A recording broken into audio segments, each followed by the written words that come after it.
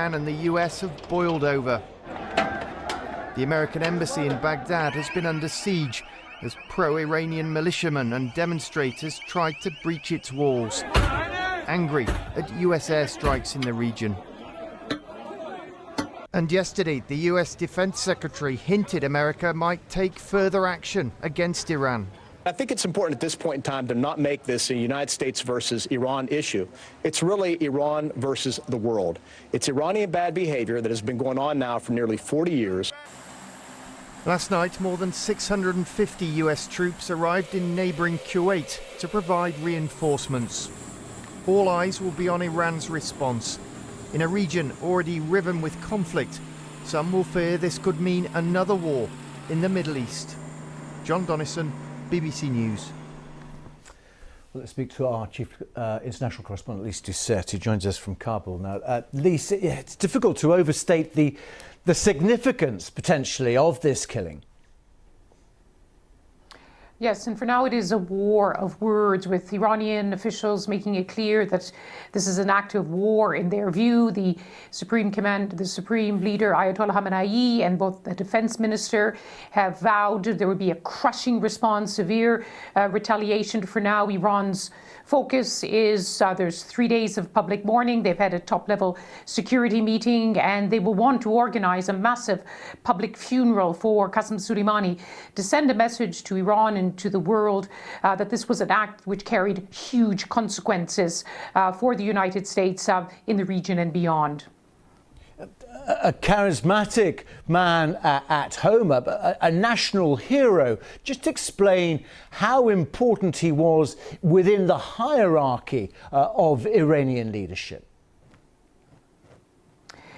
Qasem Soleimani first came to attention with his brave exploits during the Iran-Iraq War of the 1980s, and since the late 1990s he's headed this elite Quds force of Iran's Islamic Revolutionary Guards, and he has risen to be not just Iran's most important military figure, but also a charismatic political personality inside Iran, regarded as second only to Iran's Supreme Leader Ayatollah Khamenei. There was even speculation last year that he could be a possible future political leader, but mostly in the region he's been, well, keeping his head down. He's a very mysterious character who keeps turning up when there are major covert operations in the region, where he was responsible for creating and orchestrating a network of proxy militias in Iraq, in Lebanon, in Syria, and beyond. But he also used to taunt the United States, taking selfies with the troops with the pro-Iranian forces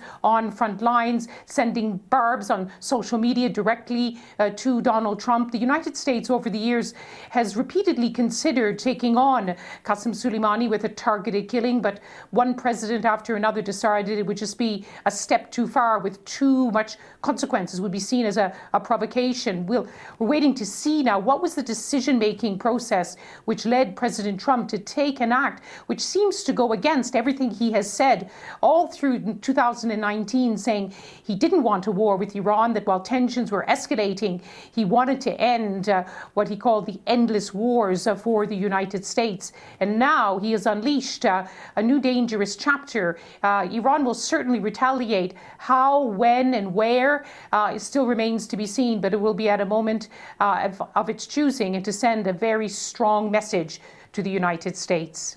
And the catalyst for this might well have been perhaps the attack on the US embassy in Iraq. But worth pointing out, Lise, that General Soleimani played a very important role as a US ally in the fight against Islamic State in Iraq.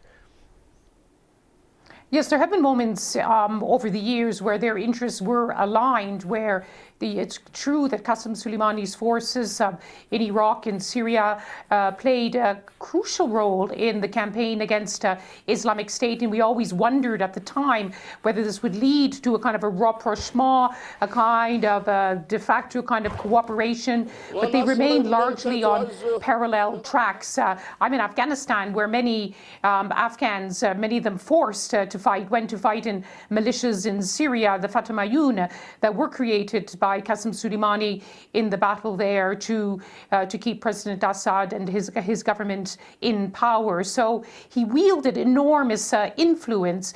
And so the question now is, what kind of revenge will those thousands and thousands of proxy militias want to exact, and what kind of weapons will they be in the hands of the commanders who will now succeed Qasem Soleimani and will want to take revenge for a man who had cult status within their ranks, although for the United States, Qasem Soleimani was a cunning adversary, but certainly for them, the face of evil in the region.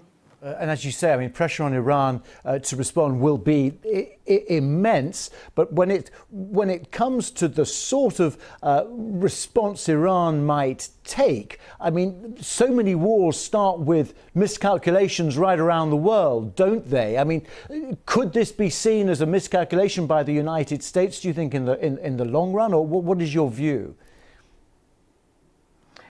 Well, it's still early hours in the United States. You've had statements on both sides of the House, from Democrats and Republicans, expressing support for this operation, describing Qasem Soleimani as an evil mastermind.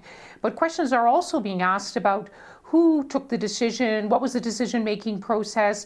Does the United States now have the capacity to deal with this kind of crisis, an enormous crisis, after what has been months under the Trump administration of hollowing out the State Department, the National Security Council, the kind of usual decision-making process which will be marshaled at a time of crisis like this. And President Trump simply does not have that same kind of apparatus, and certainly in other capitals too, in Britain, in Canada, in Germany, who also have forces on the ground. They'll be asking who took this decision, what was the reasoning, and what preparations for the expected retaliation. Just very last, Dominic Raab, the British Foreign Secretary, has now called for de-escalation. Okay, all right, Lisa Set in Kabul. Thank you very much. Well, Iran's state TV channel has reported the death of General Soleimani. This was how the item was shown on a news bulletin, with the presenter confirming the death, and then a montage of images of the head of the Al-Quds forces. Iran's Foreign Minister Mohammad Javad Zarif has also commented on Twitter. He said the killing of General Soleimani was an extremely dangerous and foolish escalation. He added the US bears responsibility for all consequences of its rogue adventurism. While the killing of General Soleimani has put a direct strain on relations between the US and Iran, there has also been reaction from Iraq, where the US military strike took place. The influential Shia cleric Muqtada al-Sadr, who rejects both American and Iranian influence in Iraq, said he mourned the death and called on his followers to be ready to protect their country. There was also this reaction, though, to the news in Baghdad's central Tahrir Square, where a group of Iraqis appeared to celebrate General Soleimani's death by waving a giant Iraqi flag. US Secretary of State Mike Pompeo tweeted similar pictures, saying they showed Iraqis dancing in the streets for freedom, thankful that General Soleimani is no more. Well, our Middle East correspondent Quentin Somerville is in Beirut. He gave us the reaction from there. Well, there's been outrage from Hezbollah and Iranian supporters here in Lebanon. It's hard to really overestimate the reach that Qasem Soleimani had across the Middle East. Every single battlefield, his name was either mentioned or his presence was felt. This was a general who reshaped the countries around him. His power went far beyond just military matters. He served Iran's interest in Lebanon, in Iraq, in Syria and elsewhere, brutally and efficiently, and he leaves a bloody legacy in all of those countries.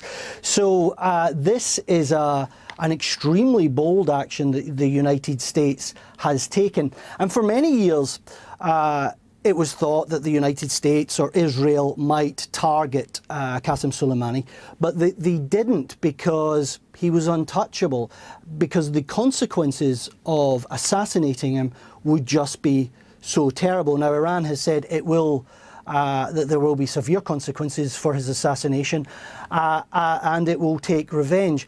And America, of course, is saying that all Americans should now leave Iraq. But the power of Iran to hit back against this attack against them, it extends far beyond Iraq. US interests and its allies, Britain and others, will be at more risk now, not just in the Middle East, but across the world. Iranian proxies, whether they're in Iraq or whether they're in Iran or whether they're here in Lebanon, have been pretty busy in the past few years. The war in Syria has taken up a huge number of resources, but it undoubtedly will still maintain the flexibility to be able to use those resources to strike elsewhere and strike at other targets. And there is a sense here in the Middle East that Americans and others now have an even larger target on their back than they did before the killing of Qasem Soleimani.